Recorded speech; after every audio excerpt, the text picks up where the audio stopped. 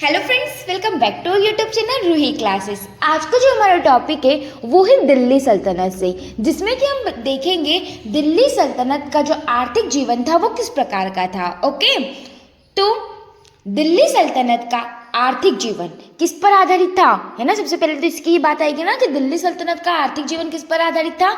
तो देखो, सबसे पहली चीज कृषि, दूसरी व्यापार, तीसरा कर व्यवस्था, चौथा उद्योग और श्रम पर आधारित था। मतलब ये 5 चीजें थी जिन पर कि दिल्ली सल्तनत का आर्थिक जीवन जो है आधारित था। ओके, अब बात आती है कि भाई दिल्ली सल्तनत का काल मतलब किस टाइम रहा।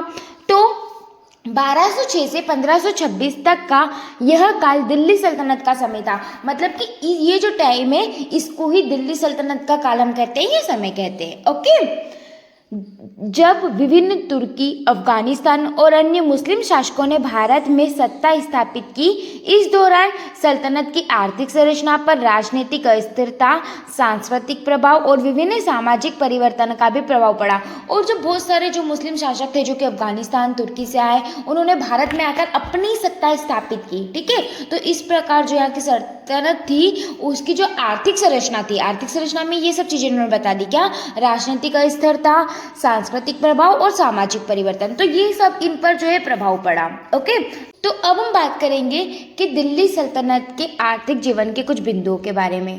तो पहला हमारा होगा कृषि और कृषि आधारित अर्थव्यवस्था। ओके, हाँ तो फ्रेंड्स देखो, दिल्ली सल्तनत के समय कृषि आर्थिक जीवन का मुख्य आधार थी। मतलब सबसे प्रमुख जो थी ना वो क्या थी? कृषि, जैसे कि हमने बात करी। अब अधिकांश लोग जो थे वो कृषि पर निर्भर थे, मतलब कृषि ही करते थे। वो कृषि उपज से ही राजस्व का मुख्य या फिर प्रमुख हिस्सा प्राप्त होता था। मतलब राजस्व जो कृषि होती थी उससे ही राजस्व का जो है हमें ज़्यादातर हिस्सा प्राप्त होता था। अब कौन कौन सी फसलें उगाई जाती थी? तो मुख्य फसलें जो थी वो गेहूँ, चावल, जौ, गन्ना, कपास और मसाले थे, है ना। मतलब इन सब की कृषि जो है की जाती थी, खेती की जाती थी। अब खेती की जाएगी तो सिंचाई के लिए भी तो आवश्यकता होगी, तो इस काल में सिंचाई पर विशेष ध्यान दिया गया था। सिंचाई के लिए कई नहरें, तालाब, जल संग्रह व्यवस्था बनाई गई थी ताकि कृषि उपज बढ़े। क्यों? क्योंकि अगर पानी मिलेगा, सिंचाई ठीक से होगी तो कृषि उपज भी बढ़ेगी, इसलिए इस पर विशेष ध्यान दिया गया था। ओके, फिरोज शाह तुगलक ने विशेष रूप से नहरों का निर्माण में रुचि दिखाई, जिससे कृषि उत्पादन में वृद्धि हुई। ओके, इसके बाद किसानों को भूमि कर के रूप में अपनी उपज का एक बड़ा हिस्सा सरकार को देना पड़ता था। यह कर खराज कहलाता था। मतलब कि भूमि कर भी देना होता था ना, तो उसमें क्या करते थे, जितनी भी उपज होती थी उसका एक बड़ा हिस्सा जो है वो सरकार को देते थे, और उसे हम क्या कहते थे? खराज कहते थे। ठीक है, जो उपज का 1/3 से लेकर आधा तक हो सकता था। कई बार भारी कारणों के कारण किसानों की आर्थिक स्थिति खराब हो जाती थी। मतलब कि जो वहाँ की अर्थव्यवस्था थी वो कृषि पर आधारित थी, इसके लिए उन्होंने सिंचाई की भी व्यवस्था की गई थी, और बहुत सारे किसानों को जो है भूमि कर के रूप में अपनी उपज का एक हिस्सा जो है सरकार को देना पड़ता था। ओके, इसके बाद हम बात करेंगे हमारे सेकंड पॉइंट की, जो कि बात करता है कर प्रणाली और राजस्व संग्रह। मतलब कर प्रणाली जो थी वो किस प्रकार की थी, है ना, और जो राजस्व था वो किस प्रकार से इकट्ठा किया जाता था। तो दिल्ली सल्तनत की आर्थिक व्यवस्था में कर प्रणाली महत्वपूर्ण थी। सल्तनत की आय का मुख्य स्रोत भूमि का कर था। मतलब जो सल्तनत होती थी उनका जो मुख्य स्रोत था वो क्या था? कर था, जिसे क्या कहा जाता था? मैंने ऊपर ही बताया था, जिसे खराज कहते थे। यह कर उपज के आधार पर वसूल किया जाता था, जिसे वसूलने की प्रक्रिया काफ़ी कठोर थी। मतलब कि इसको जब वसूलते थे ना तो उसकी जो प्रक्रिया थी वो काफ़ी जो है कठोर थी। इसके अलावा कुछ अन्य कर भी लगाए गए, जैसे कि रजिया कर, जो गैर मुसलमानों से लिया जाता था।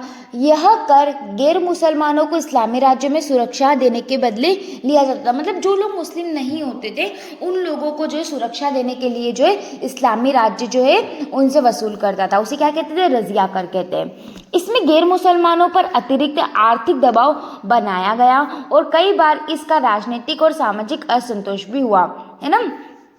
इसके बाद अन्य करों में व्यापार कर, संपत्ति कर, विभिन्न उत्पादन पर कर भी शामिल थे। कर वसूली के लिए सल्तनत के अधिकारियों द्वारा इक्का प्रणाली का प्रयोग किया जाता था, जिसमें कुछ अधिकारी जिसे इक्कादार कहा जाता था कर वसूल करने के कार्य में संलग्न होते थे, मतलब लगे रहते थे। तो उन्होंने बता दिया कि जो किसान होते थे उनसे तो कर वसूला जाता था, ओके, लेकिन जो अन्य लोग होते थे, जो गैर मुसलमान होते थे, उनसे रजिया कर वसूल किया जाता था। क्यों? क्योंकि इस्लामी राज्य में उनकी सुरक्षा के लिए। इसके बाद यहाँ पर जो कर वसूलने की जो प्रणाली थी वो बहुत कठोर थी, और यहाँ पर वो किस प्रणाली का यूज़ करते थे? इक्टा, ठीक है। और जो वसूल करता था, जो इसका कार्य करता था, वो इक्तेदार कहलाता था, है ना। इसके बाद हम बात करेंगे हमारे थर्ड पॉइंट की, जो कि है व्यापार वाणिज्य गतिविधियाँ। दिल्ली सल्तनत काल में व्यापार और वाणिज्य का एक महत्वपूर्ण स्थान था। सल्तनत के समय में भारत और अन्य देशों के बीच व्यापारिक संबंध स्थापित हुए, मतलब भारत और जो अन्य देश थे उस टाइम इनके साथ संबंध स्थापित हुए। भारत में बंदरगाहों से अरब, फारस, मध्य एशिया और दक्षिण पूर्वी एशिया के साथ व्यापार होता था। मतलब कि सल्तनत के समय भारत जो है अन्य देशों से भी व्यापार करता था, और कौन कौन से देश है उनका नाम भी हमने देख लिया। मुख्य व्यापारिक वस्तुओं में अब व्यापार किन किन चीज़ों का होता था? तो मुख्य व्यापारिक वस्तुओं में कपड़ा, मसाले, कीमती धातु, रेशम, घोड़े, हाथी दांत, कीमती पत्थर शामिल थे। भारत से मसाले, कपास, वस्त्रों का निर्यात होता था, जबकि मध्य एशिया और पश्चिमी एशिया से घोड़े, खजूर और अन्य वस्तुएं आयात की जाती थी। मतलब भारत से ये वस्तु बेची जाती थी, और दूसरे देश जो कि मध्य एशिया और पश्चिम एशिया, वहाँ से ये चीज़ जो है लाई जाती थी, ओके। मतलब दोनों तरफ से व्यापार होता था, आयात निर्यात होता था। इसके बाद अंतरिम व्यापार भी काफ़ी सक्रिय था। भारत के विभिन्न क्षेत्रों में मंडियाँ स्थापित थी, जहाँ किसान, व्यापारिक और दस्तकार अपनी वस्तुएं बेचते थे। दिल्ली, लाहौर, मुल्तान, गुजरात जैसे प्रमुख शहर व्यापार के मुख्य केंद्र बन गए थे। मतलब दूसरे देशों से तो होता था, लेकिन भारत के अंदर भी व्यापार जो है काफ़ी सक्रिय थे। बहुत सारे ऐसे शहर थे जो कि व्यापार का मुख्य केंद्र बन गए थे, ओके। इसके बाद चौथा जो हमारा पॉइंट आता है वो आता है शिल्प और उद्योग। ये क्या है? तो दिल्ली सल्तनत में शिल्प और उद्योग का विकास भी हुआ। कपड़ा उद्योग, विशेष रूप से रेशम, सूती कपड़ा, सल्तनत की महत्वपूर्ण आर्थिक गतियों में से एक था।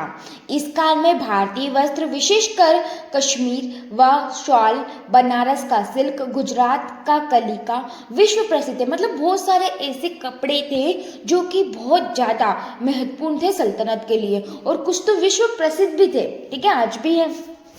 इसके बाद धातु शिल्प, विशेष रूप से तांबा, पीतल और कांसे के बर्तन बनाने का काम प्रचलित था।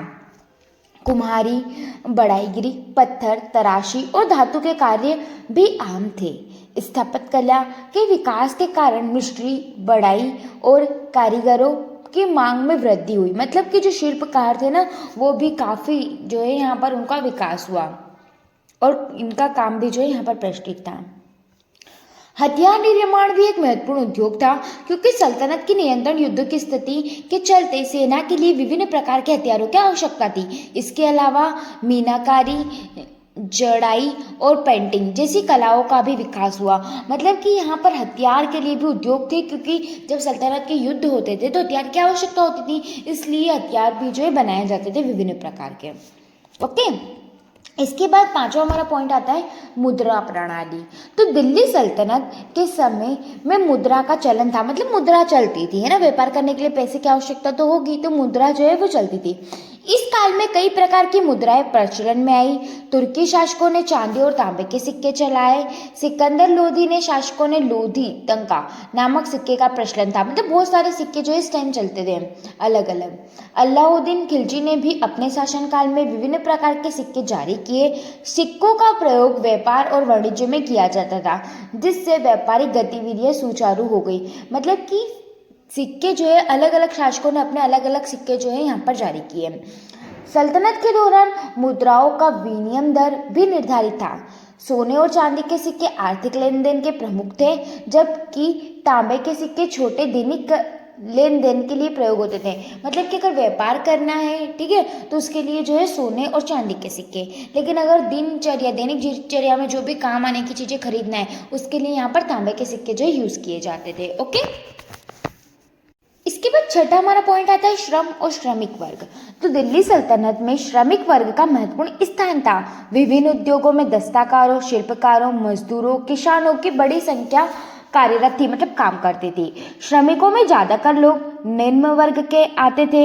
उनकी आर्थिक स्थिति कमजोर होती थी। मतलब श्रमिक वर्ग में कौन कौन है, तो जो निम्न वर्ग के जो लोग होते थे वो होते थे जिनकी आर्थिक स्थिति जो है कमजोर होती थी। ओके, इसके बाद बड़े पैमाने पर निर्माण कार्य जैसे कि किले, मस्जिद, महलों का निर्माण श्रमिकों को रोजगार के प्रमुख स्रोत थे। मतलब यहाँ से उनको रोजगार मिलता था।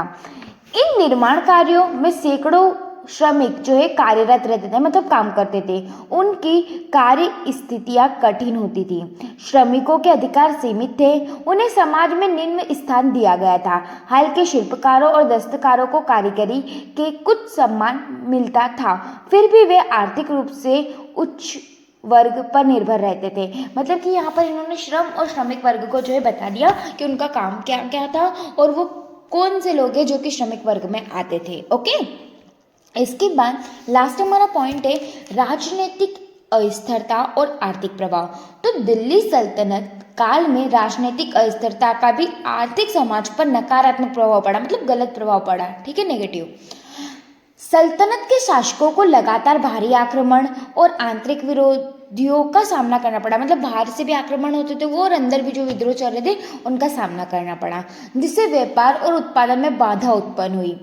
अलाउद्दीन खिलजी ने अपने शासकों में बाजारों में वस्तुओं के मूल्यों पर नियंत्रण स्थापित किया। उन्होंने वस्तुओं के अधिकतम मूल्य निर्धारित किए और मुनाफोखोरों पर रोक लगाने का प्रयास किया, जिससे आम जनता को लाभ मिला। ओके, तो इस प्रकार की यहाँ की आर्थिक व्यवस्था थी।